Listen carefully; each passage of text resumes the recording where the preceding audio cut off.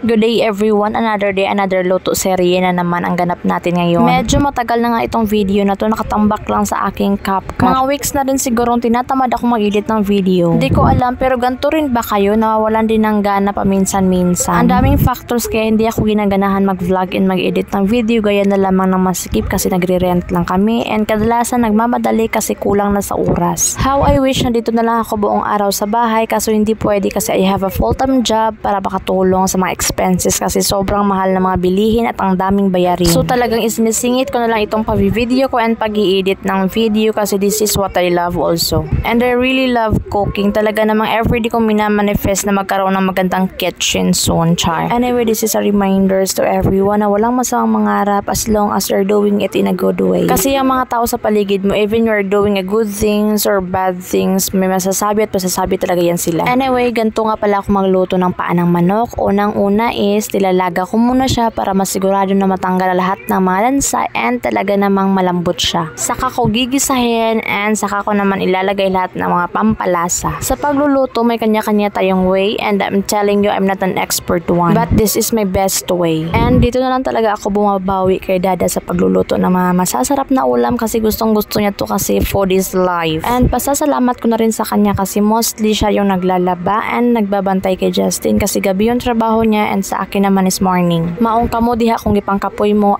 gikapoy sad ko. Tao raman tabati og kapoy pero mopahuway ra ta og mulaban ra gihapon sa kinabuhi. Anyway, luto na nga pala, ano pang hinihintay natin? Imukbang na natin to and hindi to perfect kapag walang rice. Rice is life good biha. Simpleng ulam pero masarap na to para sa aming mga kapos sa buhay, masarap iulam and masarap din pang pulutan.